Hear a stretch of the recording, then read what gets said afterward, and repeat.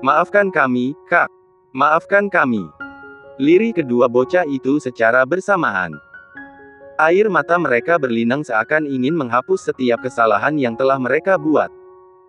Rasa penyesalan terasa begitu mendalam, hingga mereka tak mampu mengangkat kepala.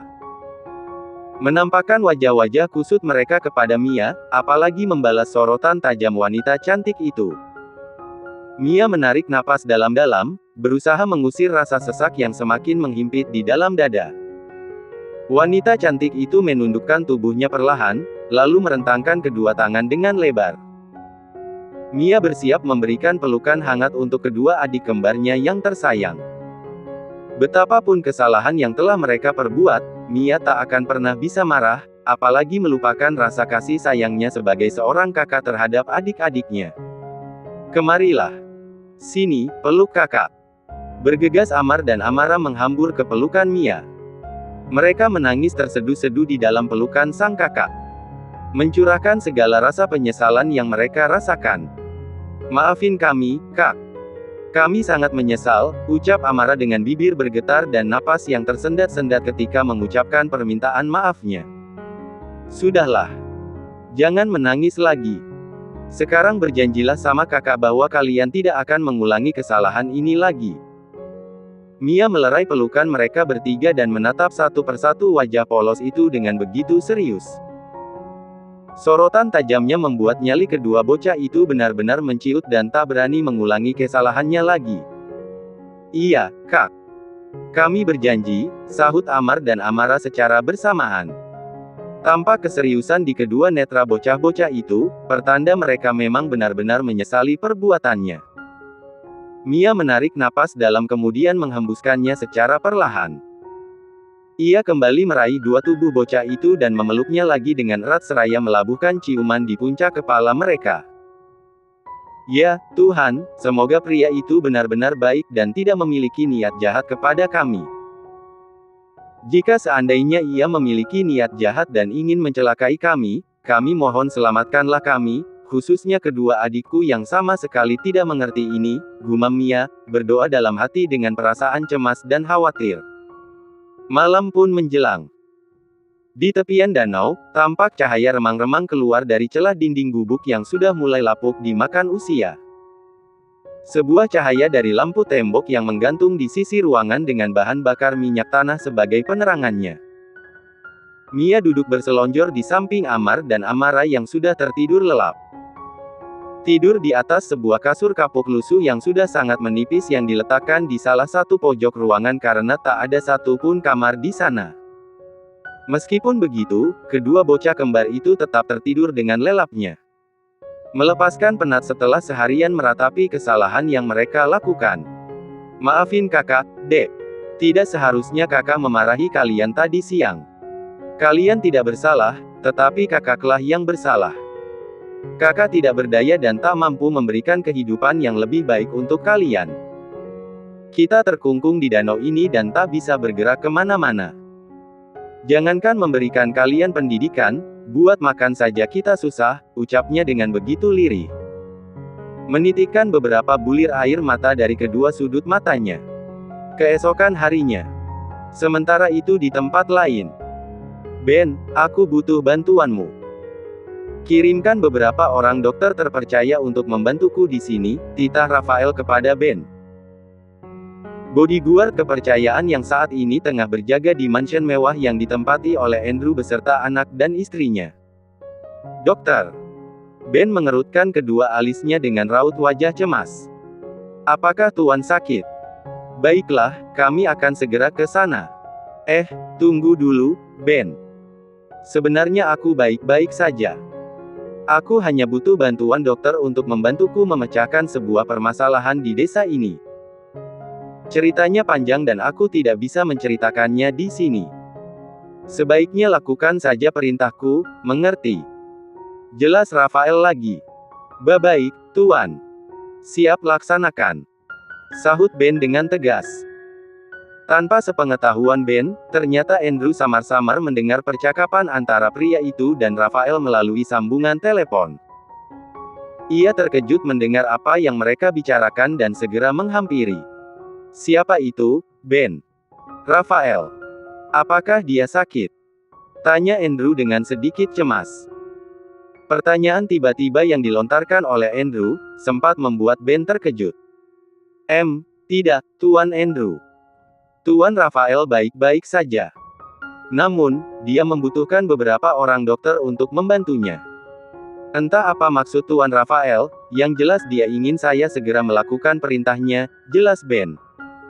Andrew saling melempar pandang bersama Ayu yang kebetulan juga berada di ruangan itu. Mereka tampak bingung, tetapi tak ada niat untuk bertanya lebih jauh lagi sebab Ben pun tak mengerti apa maksud dari perintah Rafael sebenarnya. Sebaiknya kamu segera ke sana, Ben. Temui Rafa. Aku takut terjadi sesuatu padanya, tita Andrew kemudian. Siap, Tuan. Keesokan harinya. Selamat pagi, Tuan Rafael. Mau kemana pagi-pagi begini? Tanya sang pemilik kontrakan kepada Rafael yang tengah asik mengunci pintu kontrakannya.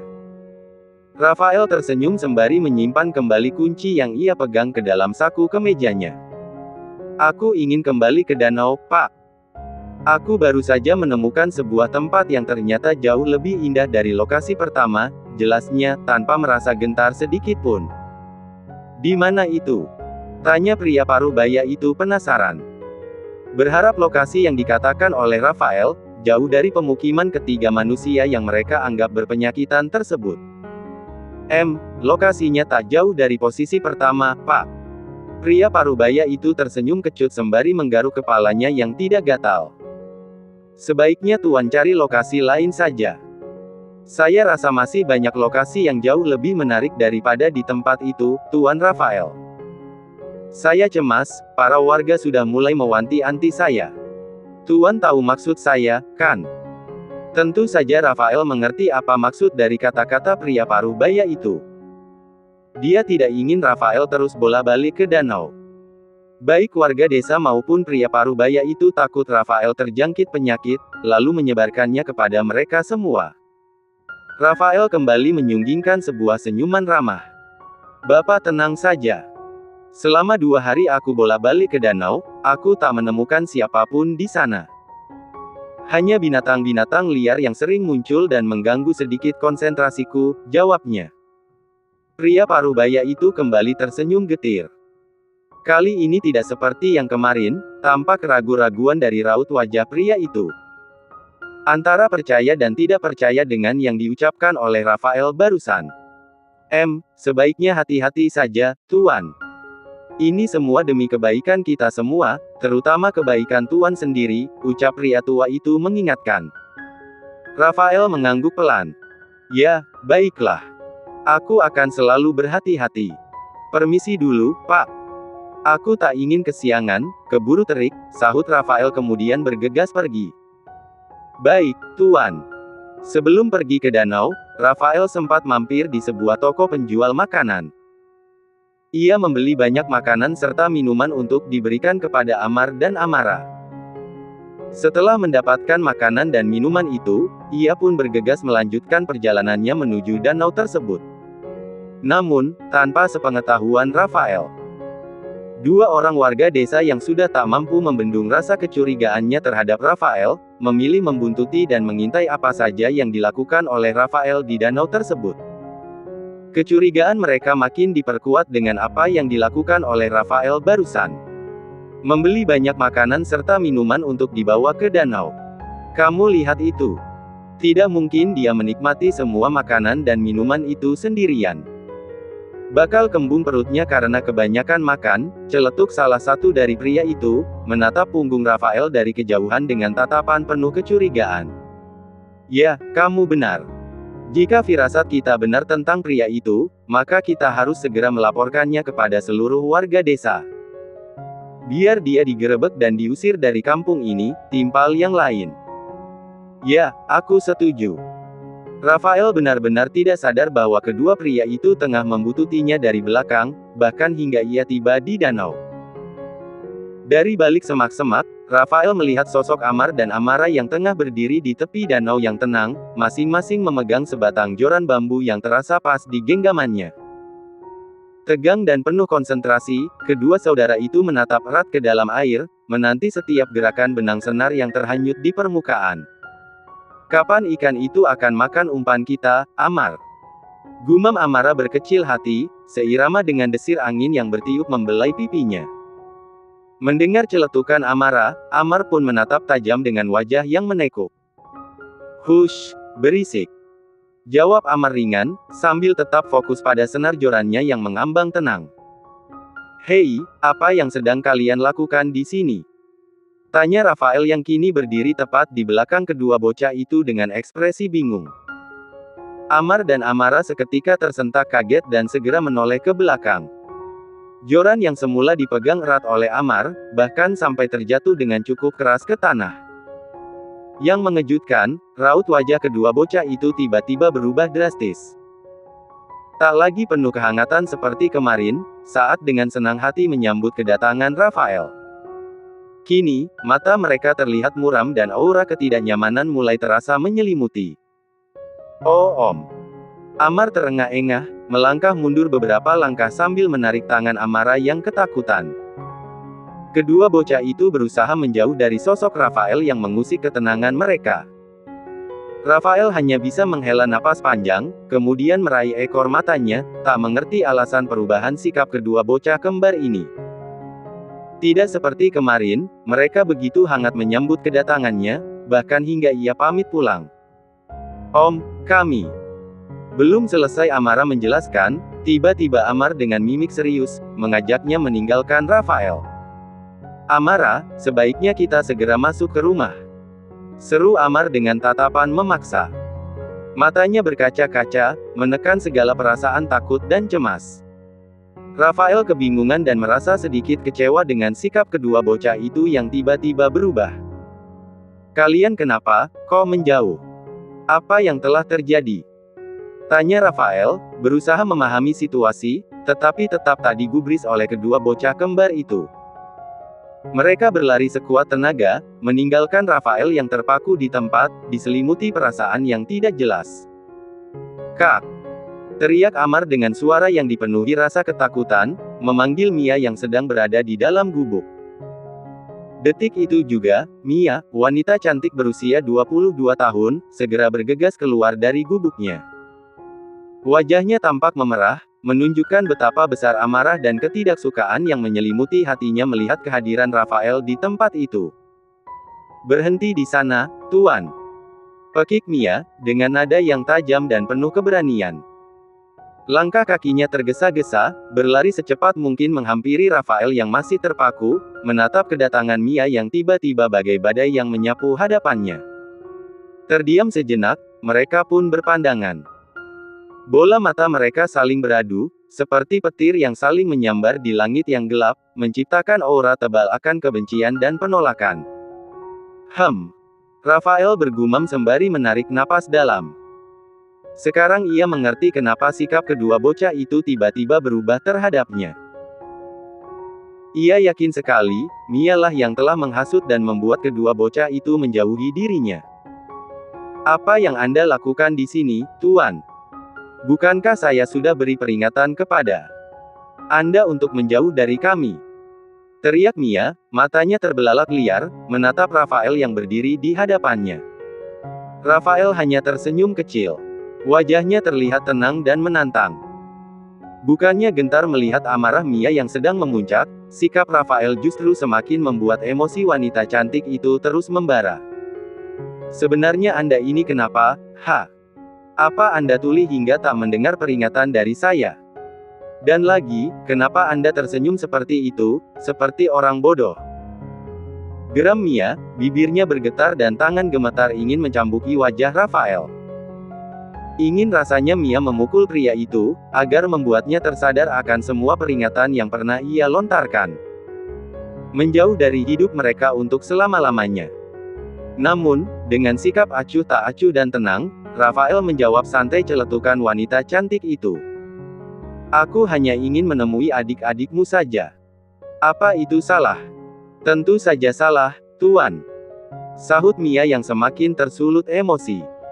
Ia berteriak dengan lantang, menegaskan bahwa ia sedang tak main-main dengan ucapannya. Apa Anda tidak tahu? Kami ini berpenyakitan dan bisa menularkan penyakit serius kepada Anda.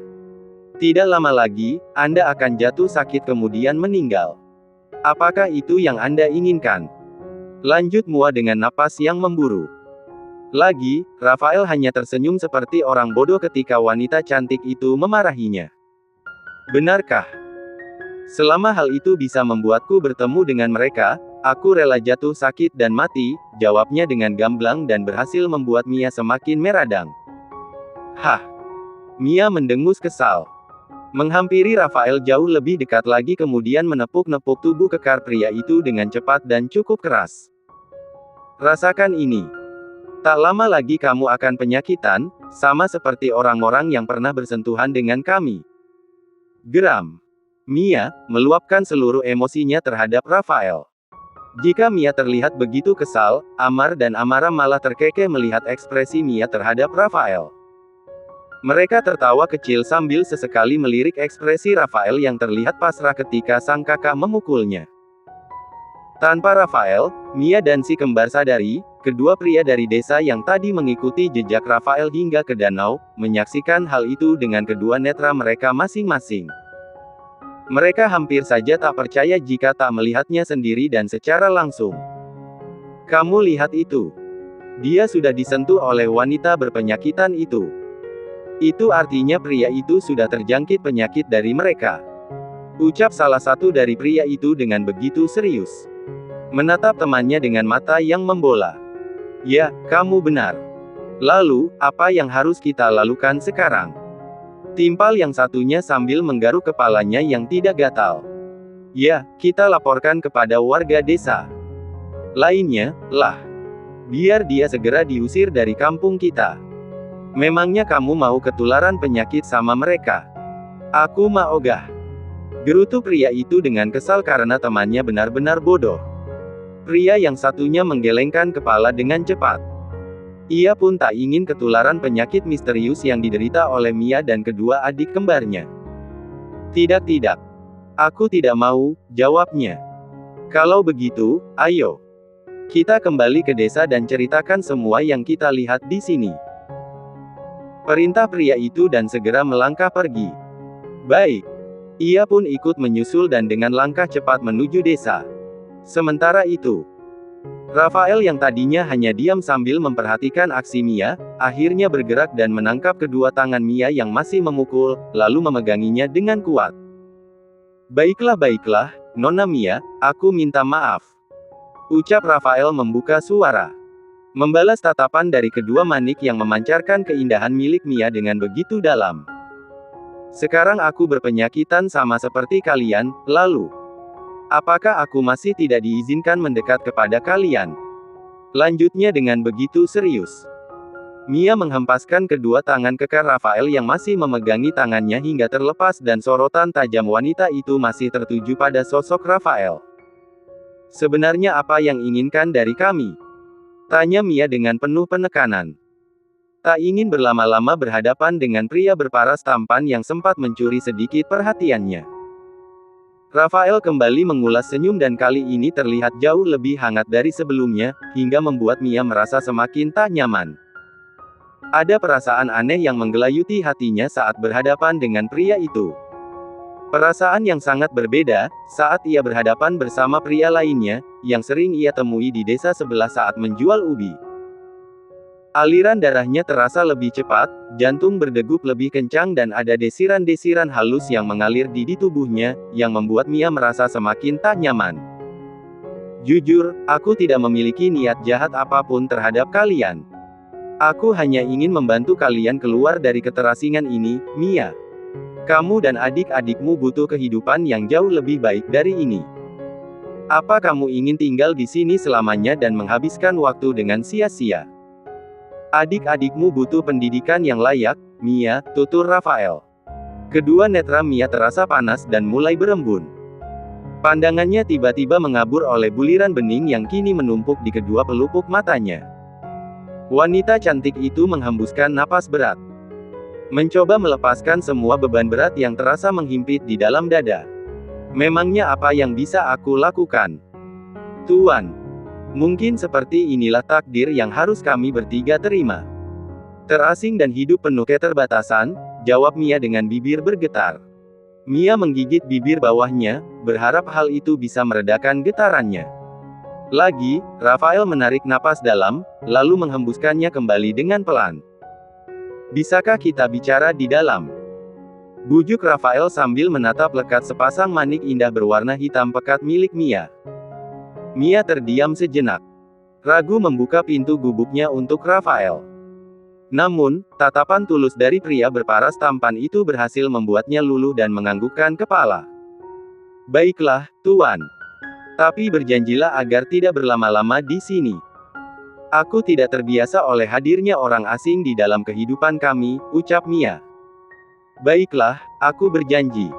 Rafael tersenyum lebar.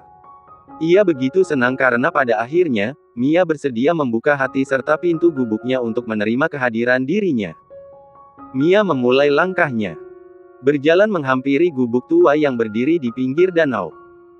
Sementara Rafael mengikuti dari belakang sembari memegang tangan Amar dan Amara yang tadinya masih mematung di tempat mereka. Kedua bocah itu tampak begitu senang karena sang kakak akhirnya bersedia menerima kehadiran Rafael. Pria paling baik, yang pernah mereka temui selama ini. Sekarang Om sudah mendapatkan izin dari kakak. Apakah itu artinya Om akan terus mengunjungi kami di sini? Tanya Amara dengan begitu polos. Mendongakkan kepala menatap Rafael yang menuntunnya memasuki gubuk reot mereka. Iya, Om. Kami ingin menonton kartun lagi kayak kemarin, timpal Amar, tak kalah antusias sama seperti saudari kembarnya. Mendengar celetukan kedua bocah itu, Mia yang tadinya begitu fokus pada langkahnya, segera berbalik dan menatap Amar dan Amara dengan sorotan tajam, setajam silet hingga membuat keduanya bersembunyi di balik tubuh besar Rafael karena ketakutan. Kedua tangan mungil yang kini berada di dalam genggaman Rafael tiba-tiba terasa dingin dan bergetar, hingga membuat Rafael tersenyum dibuatnya. Tidak apa-apa. Kak Mia tidak marah, kok. Benar kan, Mia? Ucap Rafael. Mendelik wanita itu sambil mengedipkan mata, hingga membuat Mia mendengus kesal. Yang benar saja. Jangan pernah bermimpi kalian, gerutu Mia perlahan. Namun, masih terdengar jelas di telinga Rafael dan kedua adiknya.